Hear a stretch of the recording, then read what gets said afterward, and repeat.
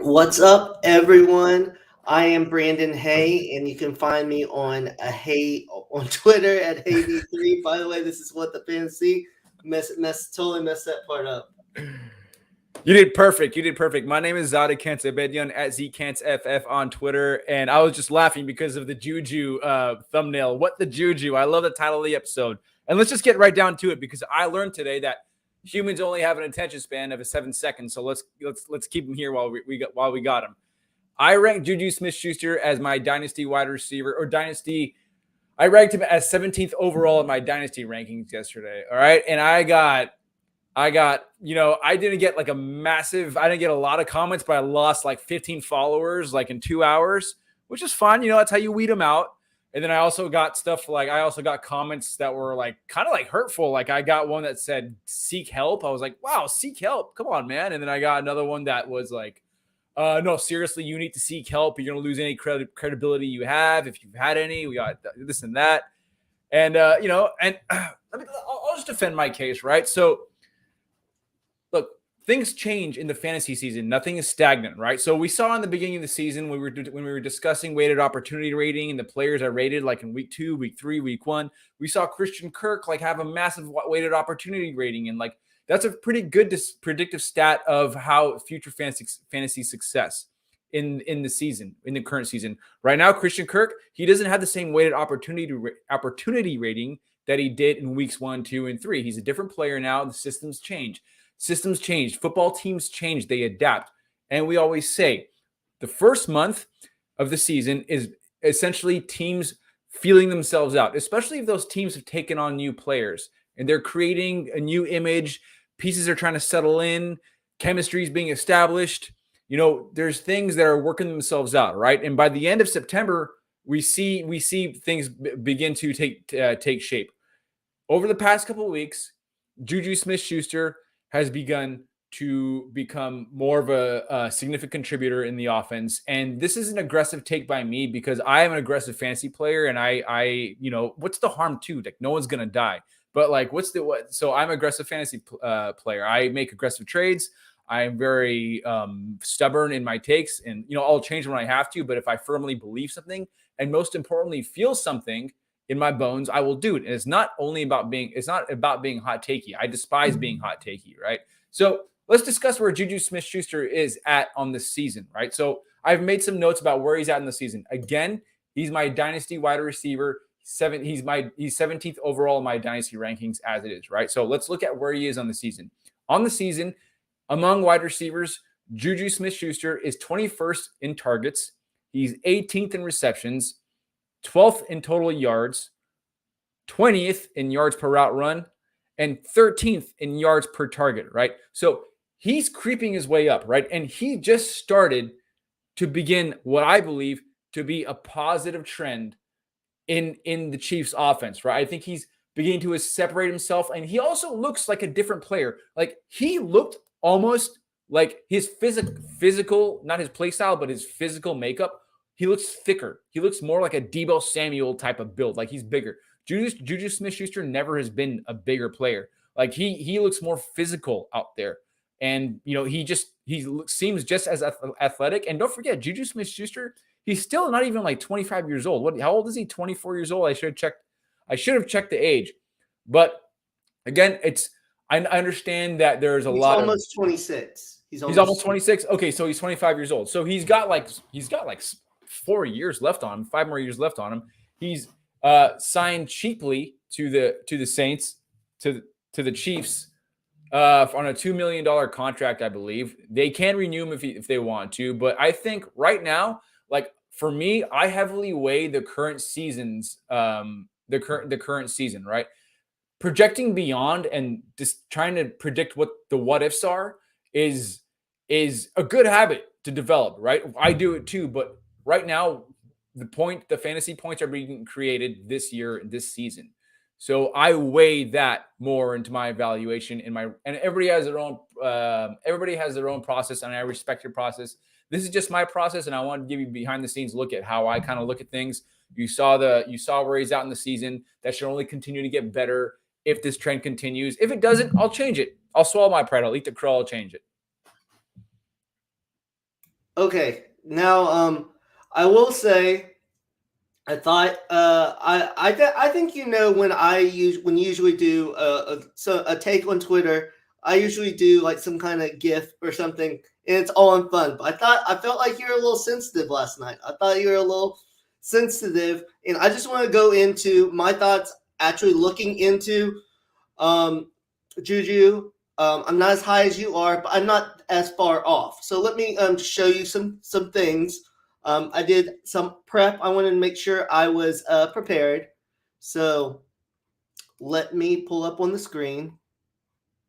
Okay, so first, player profiler. I pulled this up.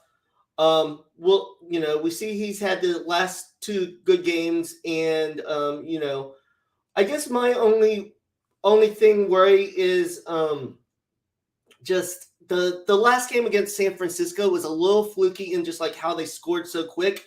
So he obviously only ran 22 routes. But I did look at his target share this season, and all but 2 games were over 20%.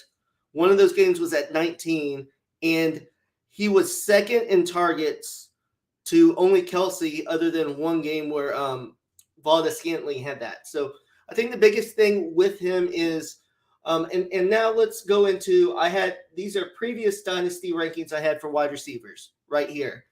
So I had, this was, I think, before the season, I had him as wide receiver 37. Right now, I kind of, all these ones in red, I'm just saying, I'm putting below them. DJ Moore, I like DJ Moore better, but until they get that quarterback situation, he can't be higher than JuJu. Same with Garrett Wilson. Michael Thomas can't be healthy. Darnell Mooney, same thing. Devontae Smith, it's never going to be consistent as long as A.J. Brown's there. Elijah Moore, same thing, quarterback. Keenan Allen can't stay healthy. Jamison Williams, I didn't think he would take this long. Still out. Brandon Cooks, maybe he's finally hitting that decline because he's not quarterback proof. Marquise Brown's hurt. Rashad Bateman, like I said, all those Lamar lovers said all this stuff. That offense is still run heavy. It's not. It can't consistently support a wide receiver. Chase Claypool, if he gets traded, possibly. And then I have a bunch of rookies here. I think I might like Olave better, but they still don't know their quarterback situation. Brandon Ayuk, I really like, but I don't know how CMC changes that San Francisco offense. Treylon Burks, he's hurt. So there's all that. So he's around probably right now wide receiver 21 or 22 for me. So not a huge difference with you, but I do want to talk about this part. I think obviously JuJu is the second option on this team behind Travis Kelce. You can see that through the targets, and I think that's where he fits best. Do you think Kansas City will bring him back? Because if he goes somewhere else as a one again, like they tried to do in Pittsburgh, I don't think he'll have this kind of success. So my main question with JuJu is, will he continue to take less money to stay with Patrick Mahomes, or is he going to try to get a payday and go somewhere else where with a lesser quarterback and not as great of a system, I don't know if he can necessarily overcome that, because in Pittsburgh, they didn't have a great system for him because they kept on making him go short when you've seen like the air yards can be really, a lot larger for JuJu. So what's your opinion on his future team? Do you think Kansas City will bring him back? Well, as far as JuJu's prospects go on the free agency market, we saw that no team wanted to sign him when he became a free agent last year. So he ended up just staying with the Steelers, right? I think if he hits the free market this year, or the free agency market this year, I think that savvy owners will understand this guy was probably a product of the Chiefs offense. He'll still get signed, but I don't think it's going to be anything too lucrative, right? And JuJu Smith-Schuster, I think he probably believes that he seems like he deserves more than he's entitled to, right? And again, my ranking also heavily weighs in that he is tied to Patrick Mahomes, right? He is a product of the system, right? I'm not saying he's Devontae Adams. I have Chris Olave higher than him in my rankings, by a few spots, right? He's behind T. Higgins. He's behind all your staple guys, but he's just as far as the free agency market, I think he's gonna have to stay with the Chiefs, right? The Chiefs are gonna he and the Chiefs are gonna have to work something out because it didn't seem like there were too many suitors for him in the free agency market last year. Now, unless he just goes nuts and begins exhibiting traits that he hasn't exhibited yet, like I said, he is looking more physical. He is looking a little bit bigger. I don't have any metrics to show how big he is or if he did gain weight. He just looks to me bigger. And I've heard other people say the same thing about JuJu this year. So if he does start playing more on the outside and actually plays like a perimeter receiver, as well as, being prolific in the slot like he normally is, maybe then as a 25-year-old, about to be 26-year-old receiver who's developed in the league and has grown, and, that would probably earn him a bigger check. Again, this is a very aggressive ranking for me, right? This is not all my rankings are like this, but with JuJus Smith-Schuster, he's the only person I have aggressively ranked in Dynasty. And, it's based on what I've seen from him, where I think he can go in this offense. I think this offense is beginning to sparse itself out and they're figuring things out. Sky Moore, he's having trouble just on special teams as it is sticking on special teams, right? I love him as a talent. I don't think Sky Moore is a number one wide receiver. And honestly, I don't really think JuJu Smith-Schuster, outside of Travis Kelce, I think he'll always operate behind Travis Kelce. It's still to be seen if he can develop into a true number one wide receiver. But we know the Chiefs can adapt and change their offense to fit their players, right? And they're currently figuring it out right now, a month and a half into the regular season. So we'll see what happens. We'll see with JuJu Smith-Schuster if he can become a number one wide receiver outside of the existence of Travis Kelce. Right now, he is a top wide receiver in that team. He's putting up good stats, like I've discussed, like I mentioned earlier, and I think those stats are slowly going to get better and better as this season progresses. Yeah, I don't think your take is that. I mean, I'm surprised that many people thought it was that crazy. I thought it was mid crazy when I first heard it, but after I went through the wide receivers, like I went through that list, a lot of those wide receivers I like better than JuJu, but there's situations I can't put that there because he's in a great situation there. But I will say, I always thought Sky Moore was not going to do much this year. I thought he would do more than he's doing right now. But people that thought he was going to take over that, there was people that thought he was going to take over that Tyreek Hill spot. I was like, he's not that guy. I think next year he'll have more, so I think that might take away from JuJu in the future. I do wonder too, because that San Francisco game, the Chiefs were doing whatever they want. So like a lot of people have big games. McCole Hardman had 3 touchdowns, everything like that. There's going to be games like that for the Chiefs, but when there aren't those kind of games, I do wonder if it's just going to be more spread out because, like Mahomes said a couple weeks ago, he said it's going to depend on the game, who does that. And if JuJu continues to play well, I would imagine it's going to be similar when last year people started, focusing on Tyreek Hill and Travis Kelce, and then, they needed that third person to step up. So do they kind of roll their coverage more to JuJu, and then what happens? I don't know. This is probably, I know Tyreek's not there, but overall he has a lot more different weapons that he can use. And I think Patrick Mahomes has grown into a even better quarterback now that he doesn't have Tyreek because he can't just throw it up. He has to read the defenses better. He has to, pick and choose when he's going to take the deep shots and everything. I don't think it's crazy, but a lot of those players that I said, if their quarterback situations get better, I like them a lot. Like Elijah Moore and Garrett Wilson. I was totally wrong with Zach Wilson. I thought he was going to be much better this year. I don't know how Jets are winning games because he looks horrendous. Yeah, and that's a pretty good segue to our next topic, James Robinson, right? Like, I mean, you can start this one off. I mean, I think you saw how I feel about James Robinson. I'm not too optimistic about his outlook this year as far as fantasy football goes. And I'm not saying he's not a good running back. I think he's a good running back. But as far as fantasy football, I'm not too optimistic. But I'll let you kick it off on James Robinson. Tell the people what you think, and I'm curious to hear what you have to say on the man. So first of all, I hate that the Jags made this trade. First, most teams have 2 running backs. Peterson has used multiple running backs. So what he's doing right now is a little confusing to me. Maybe it's because he thinks Etienne is like by far the most talented back he's had, and Etienne just came off the injury last year, and you're left with, if Etienne gets hurt, you're left with JaMychal Hasty and Snoop Connor. And I mean, that's really going to, because I don't understand the first 3 games. James Robinson had 11 carries, 23 carries, 17 carries. Something happened in between the Chargers game and the Philadelphia Eagles game, which, funny thing is, they haven't won a game since. So I'm not saying that's the whole reason, but they really switched over to ETN. And James Robinson had 0 carries this week against the Giants. ETN played great. But you can't – I just don't understand. It's not like James Robinson wasn't, like, running well. Not, 7 yards a carry like ETN, but he was getting, a little over 4. And I thought they would use both, but obviously he was going down in usage. And, I think I was surprised he was traded.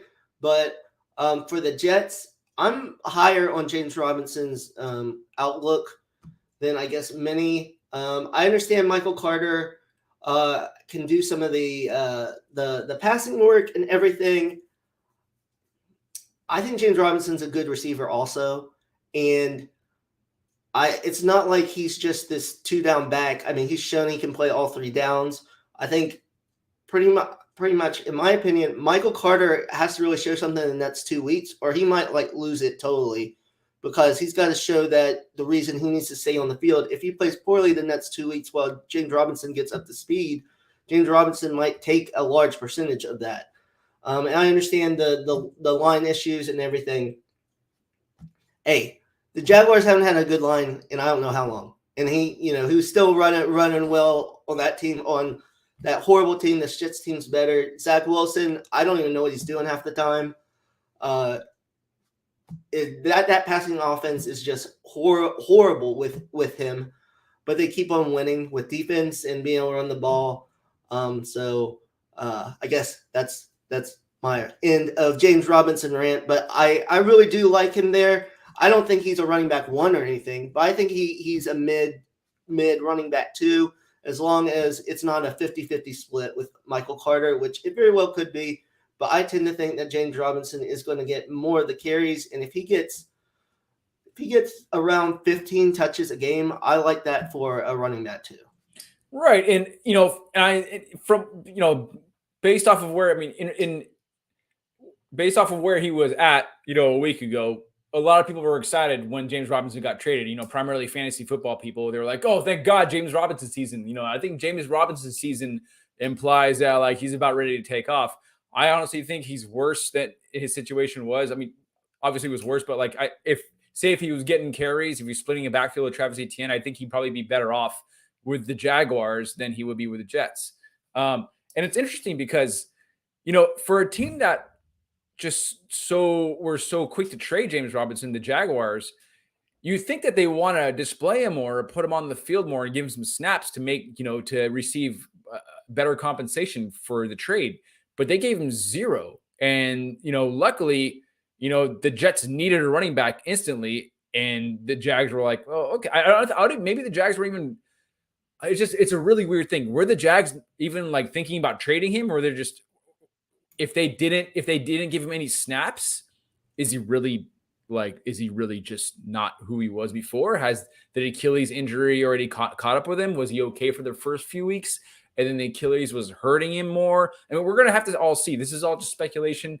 James Robinson, I still think that as far as understanding the position goes, between James Robinson and Travis Etienne, James Robinson is the far more mature running back. He understands the position way better. He knows how to read. He knows how to read and manipulate way. But he's way better than Travis Etienne as a pure runner at the position, understanding the position.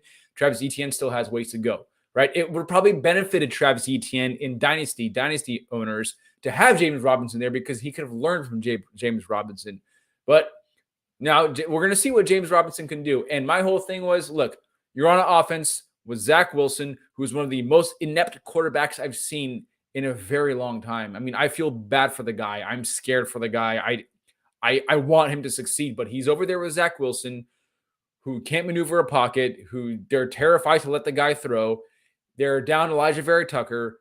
George Fant is going to miss week 8 at least, or who knows how much more longer. And they're on an offense where they can't stretch the field, and they have an offensive line that's really weak and a quarterback who's really weak. And so, we're going to see how successful James Robinson is going to be, but at least we'll get a good look and we'll be able to assess, hopefully to some degree, of his athleticism outside of the Jaguars, and we'll be able to understand, hopefully, and compile a better argument and reasoning as to why they may have traded him. Yeah, I just have a couple other extra things, because before this week against the Giants, against the Colts, he got 12 carries. Against Houston, he got 10 carries. Played around 40% snap share. And this last week, he had 15. So I don't know what happened in last week against the Colts. He ran it 12 times for 54 yards, which isn't bad. And I always thought Etienne was going to be more an in-space player.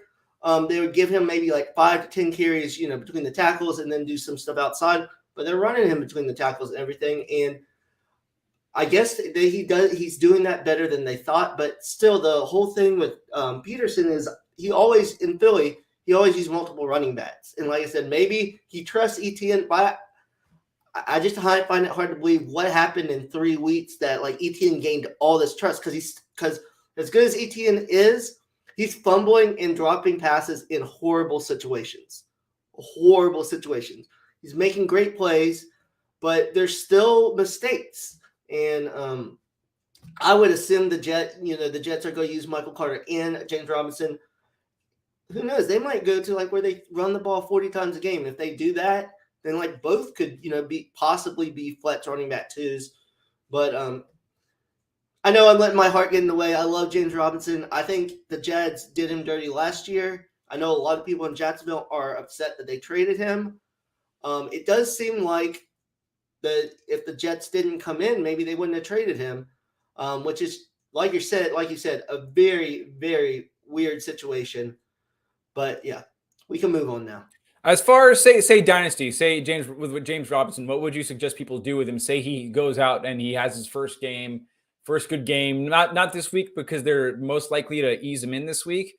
We probably will see more Michael Carter, but say next week, or I don't know what their schedule looks like. It's pretty brutal, actually. I think they play New England, Buffalo, New England, the Bears.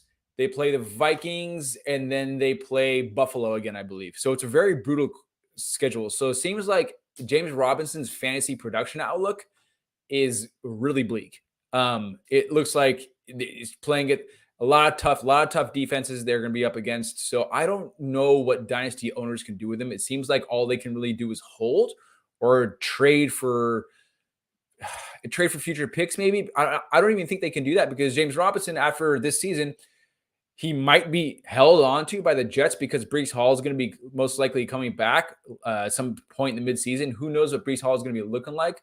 But I think James Robinson is going to be yet again, as far as like redraft goes, he'll be that guy going in the last round of drafts as, an RB2 who's a placeholder for Breece Hall until he comes back.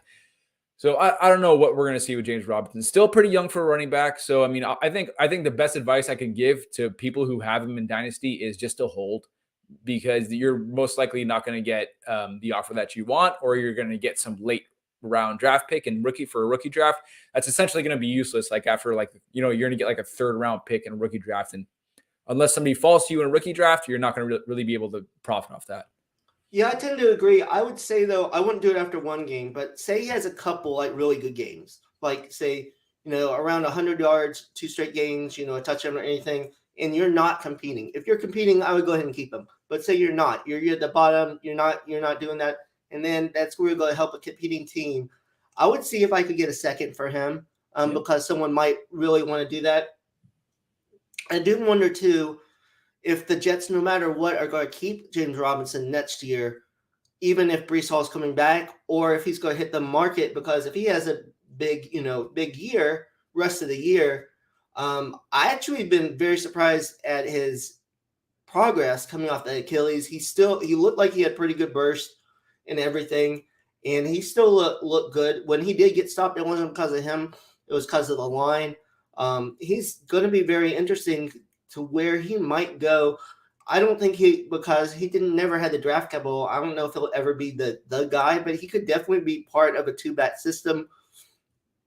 Kind of like, with someone that has a running back like Eckler, and then, that second back, that's the more physical back, something like that. But very interesting what his future really holds.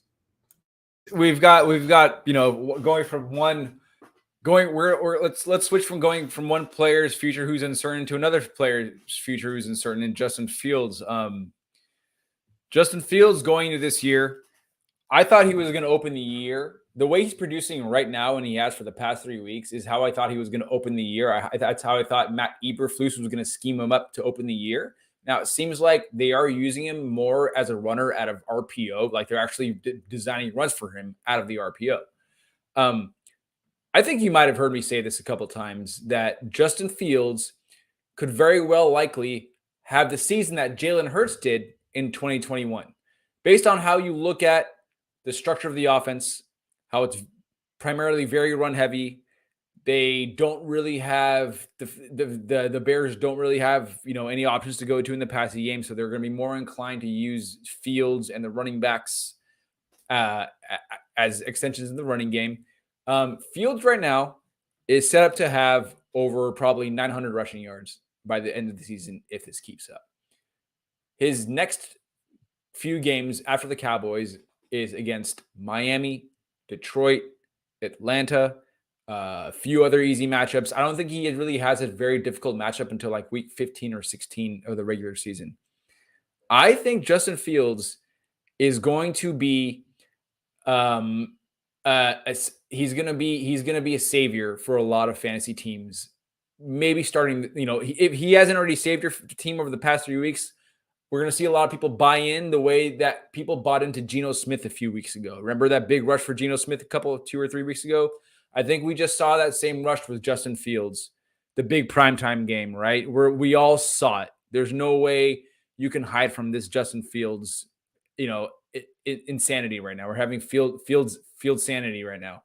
I think Justin Fields I think we're seeing now Joe Burrow pop up, Justin Fields starting to do things. In the beginning of the year, we had a few running backs, Jalen Hurts, Lamar Jackson, Joe Burrow, dominating the quarterback position. And anybody who had none of them was struggling. I was struggling. I think a lot of people are predominantly struggling. Now we're seeing Joe Burrow pop up. Now we're seeing Justin Fields take shape. And this kind of goes back to what we were discussing before about teams settling into their identities. Hopefully with good rational coaching, they are able to produce in fantasy. Right. And so we're seeing that with Justin Fields right now. And I firmly believe, and I am more inclined to believe, that he is going to be a savior for a lot of fantasy teams through his rushing floor. And, they're moving the pocket and creating passing plays for him. All you really need is this guy, to run for 80 yards with his 10 attempts per game, get one rushing touchdown and if not, get two passing touchdowns and one passing touchdown at the least. What do you think? Yeah, I think we both are big fans of Justin Fields. I saw a quote from Justin today about in the longer week, they went to look at some of the stuff with the Ravens and Lamar, put some of that in. One thing I have to say is what were you doing in the offseason? You knew what Justin Fields was, but regardless, I did see a lot that I liked. I just don't think he's ever going to be a guy this year, at least, that's going to get you that many multiple passing touchdown games. Their passing game just isn't – he doesn't have the weapons. They haven't really been able to scheme up Darnell Mooney deep shots. I think this year is to raise Justin Fields' confidence with running the ball, getting him easy plays, trying to get as many wins as they can this year, and then get him help next year once his confidence is up to really move this offense forward. They're going to have to manufacture wins. But I'm glad to see them run the ball and everything. And I said this past week, I always thought Kyle Shanahan made the wrong choice. He should have picked Justin Fields over Trey Lance because him in that offense would be ridiculous. It would be perfect. I always thought he would be the better player there. It would have been better development for Justin Fields. I never really understood why they gave away everything to Trey Lance, someone that comes from a smaller school. There's always questions about, him being able to pass the ball and everything. And, we'll see how Trey Lance goes, but it's definitely just a few weeks ago, people were writing off Justin Fields saying he was a bust already. So it's nice to see him put some good games together. And that was a very well coached game by the Bears. Very surprised by it. I think it surprised the Patriots also. And speaking of the Patriots, do you think at all there's a quarterback controversy there, or just in name alone? No, I don't think there's a controversy at all. I think I don't know what happened last week, but the Patriots were just for some reason just terrified of Mac Jones and the Chicago Bears. Understandably, Bailey Zappi was functioning really well for the past 2 weeks, but it's just there shouldn't be a quarterback controversy. Mac Jones is a better prospect. He comes from a better program. Bailey Zappi got lucky on a very underthrown ball to Jacoby Myers. That was a horrible pass. A great catch. Yeah.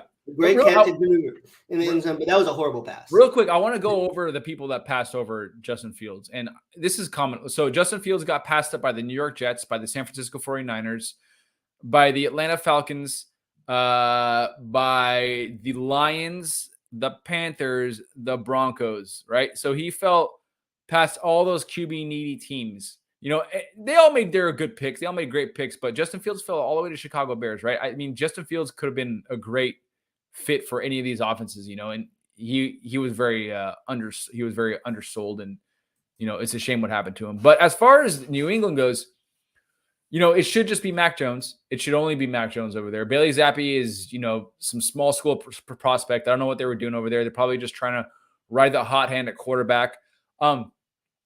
Honestly, what probably happened with the Patriots is that their defense just couldn't contain Justin Fields. I think it was less on the quarterbacks than it was on, because those quarterbacks aren't designed and there to play catch up really. But we saw that Mac Jones with the Ravens a few weeks ago did just that. He went toe to toe with the Ravens. They put up a high scoring affair. Mac Jones is capable of doing that. Bailey Zappi isn't. He just simply isn't, right? So stop with the games. Keep Mac Jones in there. Let Bailey Zappi develop. I understand you threw him in there to see what happened. Looked really good.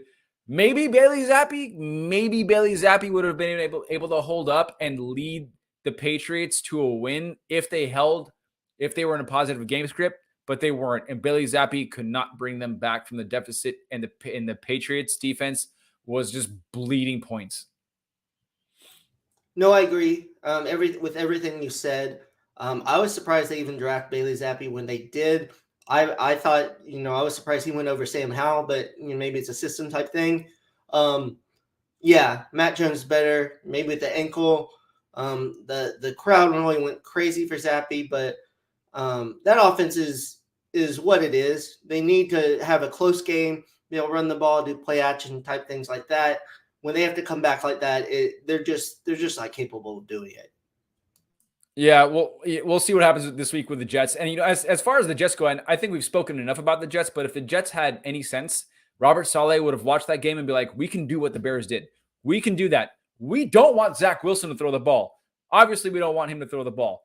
We have two capable running backs, James Robinson, Michael Carter. Let's do what the Bears did. Let's run the RPO, and let's get Zach Wilson mobile. Apparently, the Patriots can't stop mobile quarterbacks, so I'm really curious to see what Saleh does. Again, he's winning again on the road against the Broncos. It just shows how bad Wilson is. They went, and they couldn't even put up any points against the Broncos defense, right?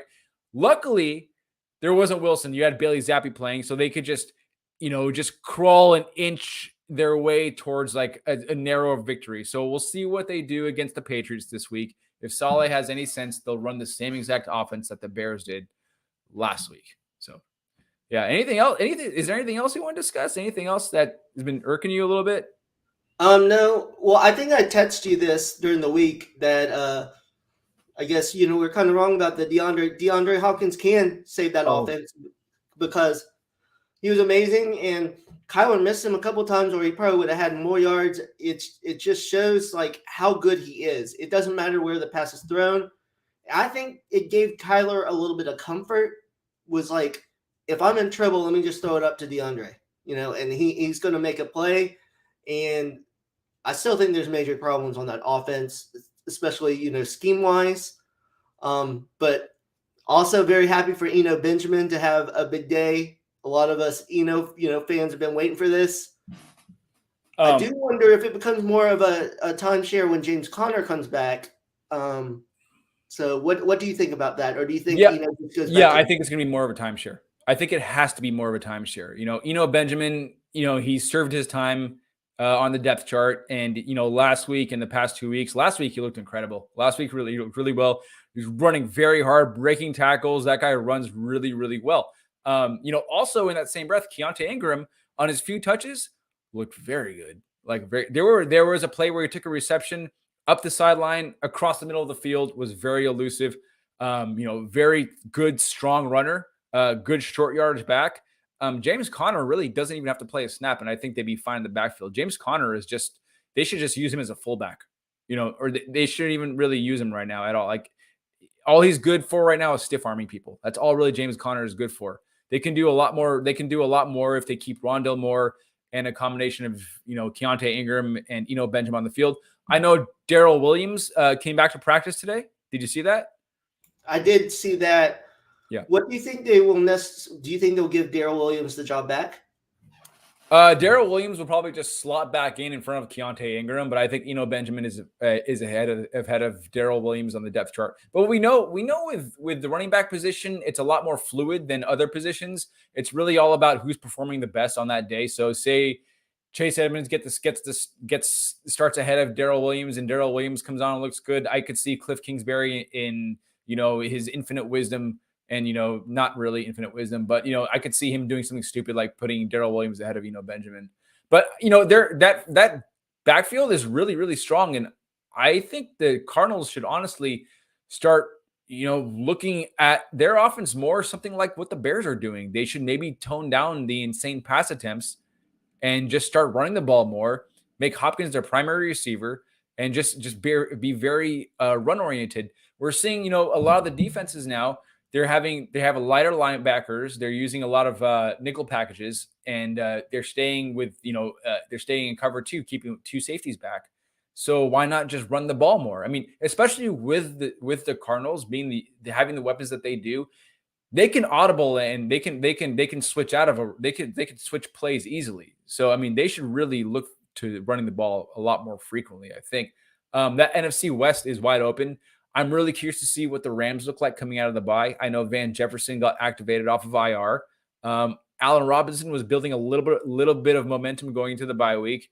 I think they got 2 offensive linemen coming back. If not 2, one is definitely coming back.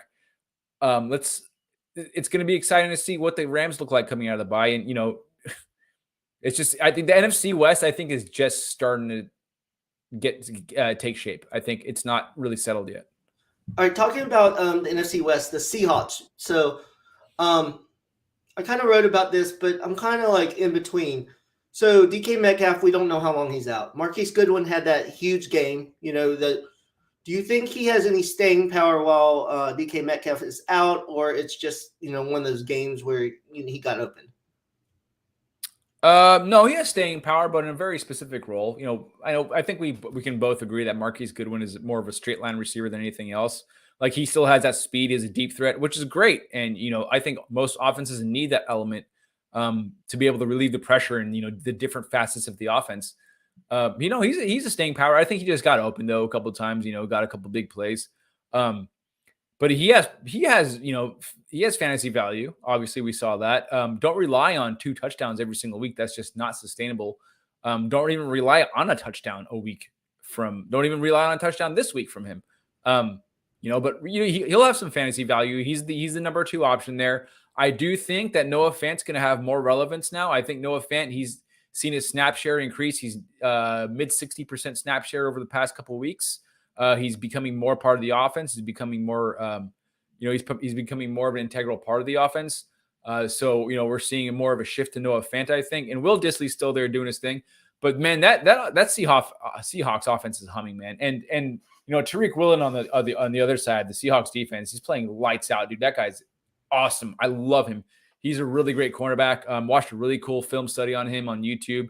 A side note, I'm starting to become more. I want to become more familiar with the cornerback position and how it works. I've always been curious about it.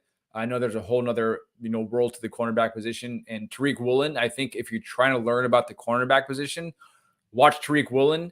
Watch somebody break down Tariq Woolen. You'll learn about what good DB play looks like. So that Seahawks, we all messed up with the Seahawks. And I will say that every single week on this show.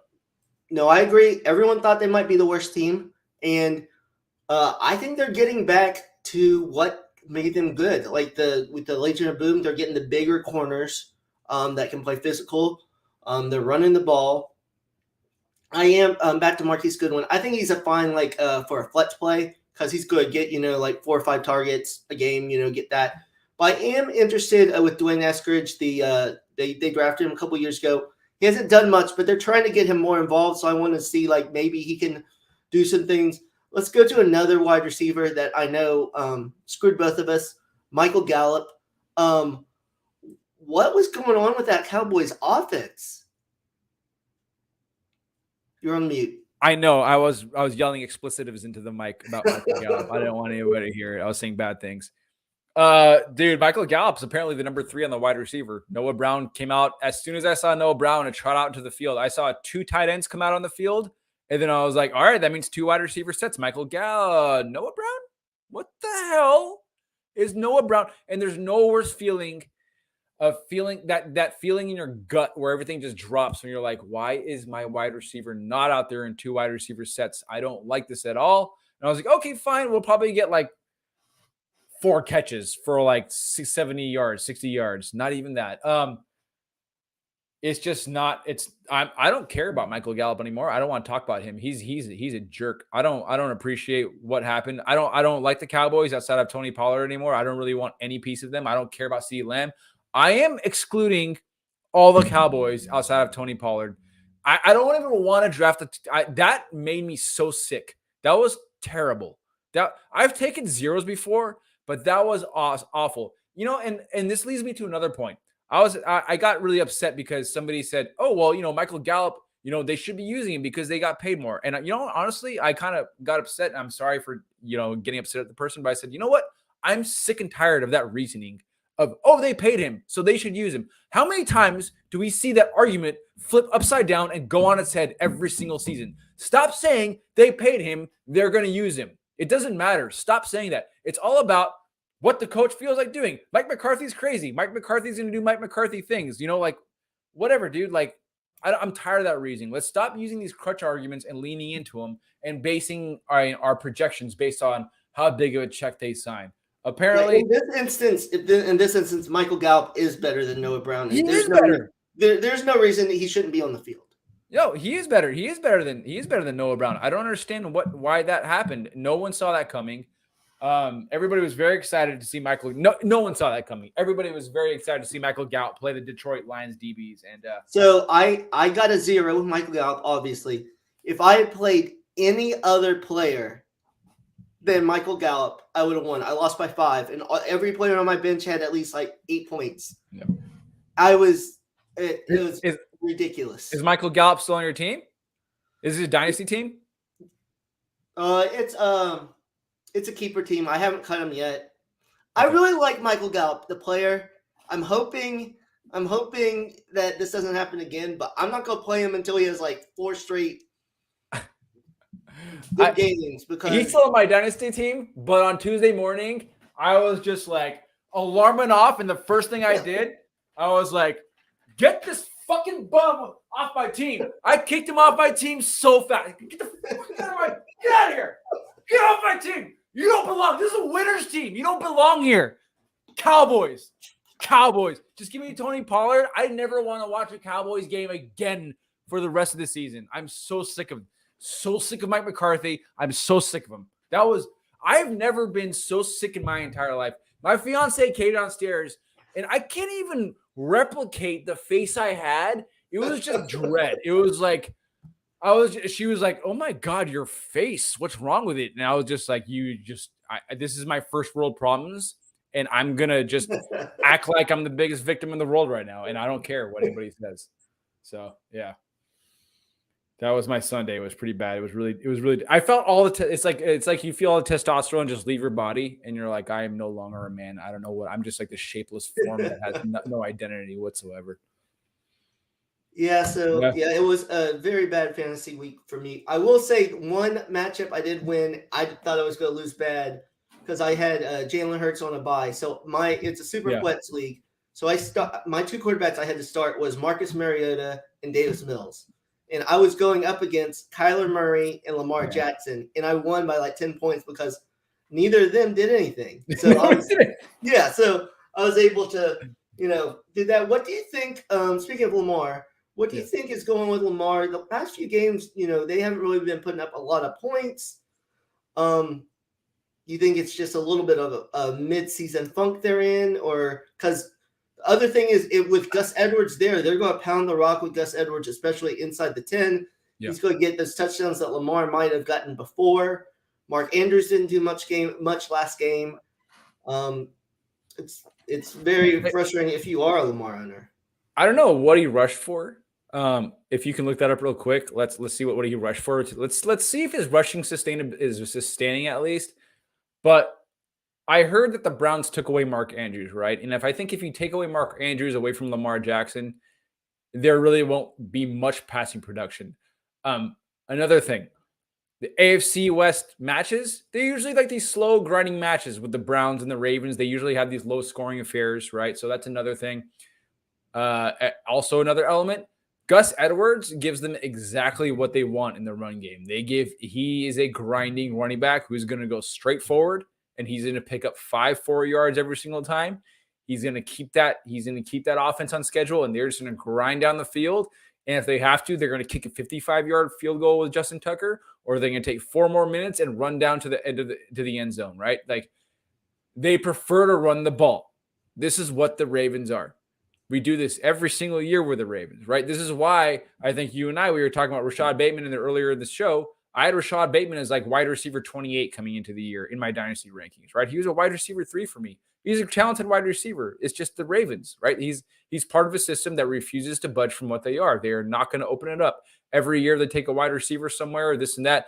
James Prochet, Devin Duvernay. It's just not going to happen. Rashad Bateman is going to be a wide receiver 3, low-end wide receiver 2 on the year. And Mark Andrews is the only thing you want only passing offense you want from there. Until the Ravens. Luckily, the Ravens secondary sucks again, which should force them to get into more passing situations once they play better teams that are able to throw the ball on them. Right? They played a team that is not a passing team. They played the Browns. They want to run the ball. They are pretty much a mirror image of what the Ravens are. So I got offered. I forgot to in our league in the Flying Whales League. I got offered a first round pick, a first round pick in 2023, a first round pick in 2024, and a fourth round pick or a third round pick like next year in 2 years for Lamar Jackson. I'm not taking that. I'm declining it. And I think they're trying to just capitalize on the opportunity right now. So I really wouldn't worry about Lamar Jackson going forward. Yeah, he did have 59 yards rushing, so he has at least 58 yards rushing in every game except the first game. Right. But he only threw 16 passes this game, and if he is only throwing it that much, really you're banking on rushing touchdowns. So it definitely limits that. But he's going to have some big games later in the season.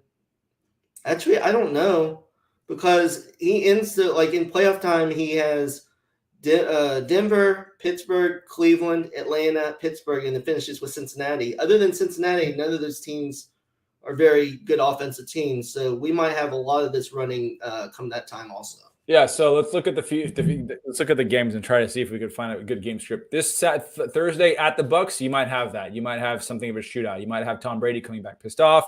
Insert narrative here.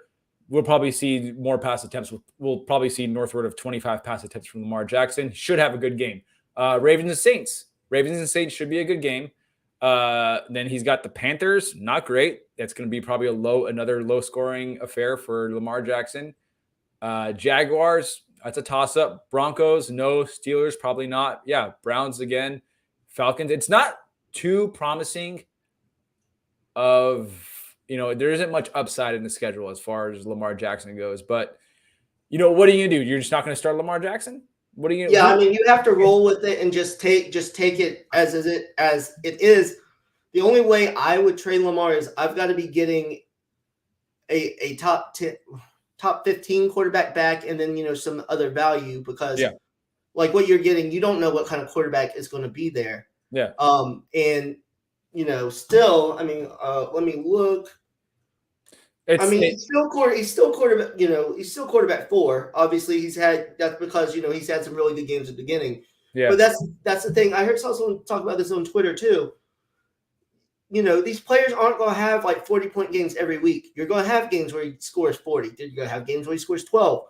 It's all players, outside of maybe Cooper Kupp last year where he went crazy every week. Players have ups and downs. Justin Jefferson does that. All the good players do that. So you can't overreact to a small stretch in the season where they're playing poorly. All right, let me ask you a question real quick. A hypothetical. Next week or in 2 weeks, here's a 2 week question. 2 weeks from now. 2 weeks from now, Justin Fields plays the Detroit Lions at home, right? Okay. 2 weeks from now, Lamar Jackson plays the Panthers at home. Who are you going to play? Justin Fields at home versus the Lions. Lamar Jackson at home versus the Panthers. Let me say this before I answer. I know they're probably not going to beat the Cowboys, but I think my answer depends on how they actually look against the Cowboys. If they look functional, it's probably really close for me. Right. Because, I mean, they're going to try to just run Gus Edwards down Carolina's throat. And even though the Panthers scored, 20-some points last week against the Bucs, I don't think they can do that even against the bad Ravens defense.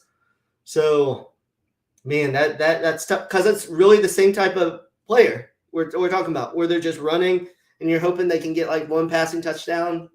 Obviously Lamar's the better passer. I'm not saying all the Lamar lovers are going to come after me, but he obviously has a better ceiling. But at this point, the way the offenses are set up, they're very, very similar.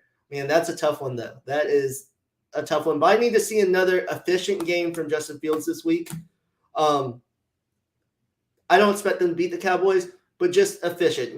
Not like if he throws like 3 picks and it's like 7 of like 18. Yeah. That's a big step back, even against a better team. Yeah, I don't think Eberflus would just stray away from the game plan that just helped them beat the crap out of the Patriots on Monday Night Football in New England. And we'll just close out with our topic that we usually close out with. Any games? Can you name a couple games you're excited to watch this season? This week? Anything off the top of your head? We've got Raiders, Saints. We've got the Cowboys. I'll go first. I'll buy you some time. I'm excited to watch the Rams Niners, primarily because we have McCaffrey back. Jimmy G sucks. I'm not excited to watch him. I wanted to watch to see how the Rams take shape. I want to see if the Rams are going to get any better. They looked pretty hopeless. It looked really like a pit of despair with the LA Rams. I want to see what Van Jefferson does to the offense, if he can change it. I want to see Allen Robinson. Kyron Williams just got activated from IR. Let's see what Kyron Williams can do. It's Kyron Williams is weird because I like Kyron Williams, but athletically he was, with his testing, he was horrible. But apparently everybody's saying now go grab Kyron Williams, like in redraft. Apparently McVay loves him. So I've been seeing that too. Okay. Where I can pick up Kyron Williams if I have a spot. I have been, just because we don't know what's going on with Cam Akers. Couple games, Cardinals, Vikings, a lot of fantasy implications there. And then I never thought I would want to see this game, but Giants at Seahawks. Both teams playing very well. I want to see, how that goes, and I want to see the continued evolution of Daniel Jones with Wan'Dale Robinson. He's they like to get him out in space. Darius Slayton's come back from the dead, and I want to see if Daniel Jones can keep this up. They say he's fully healthy with that ankle. He's giving you probably like 50 rushing yards a game. I mean, Daniel Jones, he's coming back. I mean, I thought it was a mistake them going with him a start of this year, but look at him. He's probably gonna earn another year or so. Are you gonna sell Daniel Jones if he just like has another good week? Are you gonna sell him in Dynasty? Probably. Yeah, I mean, it's just we've seen so much of him be bad. I just can't get that out of my head. Yeah. So if he gets another good week, I would probably, if someone will trade me some good value, I probably would. And my second game I'm really excited to see is I can't wait to watch the Buffalo Bills make Aaron Rodgers cry on national television. Oh, Roger, that Packers offense is killing me. Killing me. Are you heavily invested in the offense, or is just killing you from watching it? Both. Yeah.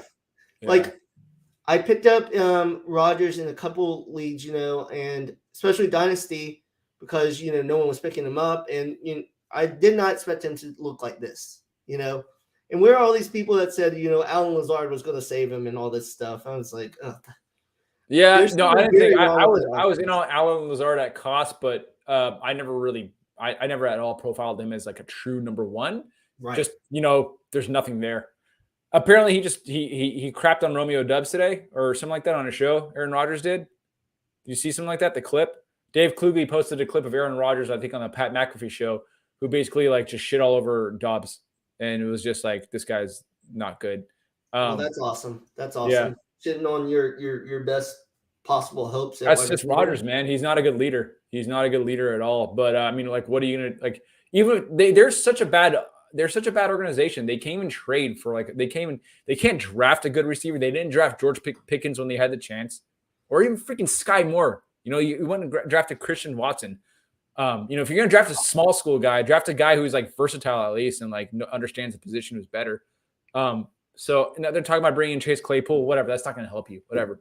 I would be intrigued by Chase Claypool there.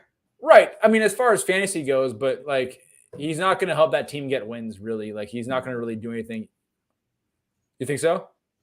Possibly, because I think he kind of profiles to be something. Obviously, he's not Devontae Adams, but something to like. I think Rodgers just like that big guy where you can just like throw it to him.